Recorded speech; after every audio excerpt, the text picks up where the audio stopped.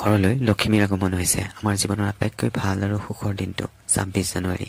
তাৰ আগতে ৰাতি 12:30মান বজাত মাইনাৰ গাটো বহুত বেয়া হৈ গ'ল।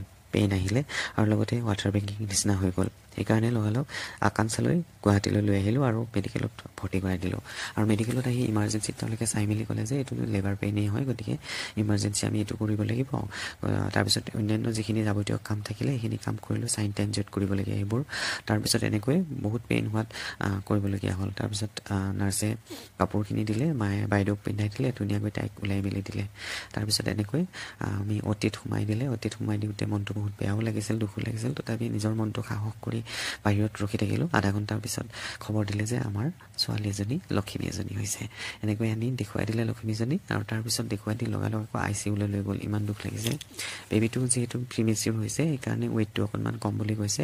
তাৰপিছত ICUত ৰাখিব লাগিব বুলি কৈছে। ICUত ৰাখিছে। অন্যান্য ঘৰৰ মানুহবোৰ আহিল খবৰ ল'বলৈ, দেউতা, ভিনদেউ, বাইদেউ সকলো আহি এবাৰ বেবীটোক চালে, আশীৰ্বাদ দিলে আৰু খুব ভাল লাগিলে। এনেকৈ এয়া দেখিছেনে, এয়া প্ৰথমবাৰৰ কাৰণে বেবীটোক মাইনাই লৈছে আৰু ময়ো অকণমান ল'লোঁ। তাৰপিছত আকৌ ICUলৈ লৈ গ'ল। বেবীৰ যিখিনি ফিটিং কৰাব লাগে সেইখিনি কৰালে। প্ৰথমতে হোৱা নাছিলে, পিছত এবাৰ দুবাৰ হ'ল, তাৰপিছত আকৌ লৈ গ'ল। এনেকৈ গোটেই ৰাতিটো আকৌ ৰখি থাকিলোঁ। আকৌ লগ পাম দেই নতুন নতুন ভিডিঅ'ৰ সৈতে আপোনালোকক। এইবাৰতো লক্ষ্মী আহিছে, গতিকে লক্ষ্মীক ভিডিঅ'ত দেখুৱাম। আপোনালোকে সহায় দিব, মৰম দিব আৰু খুব আশীৰ্বাদ দিব। ধন্যবাদ।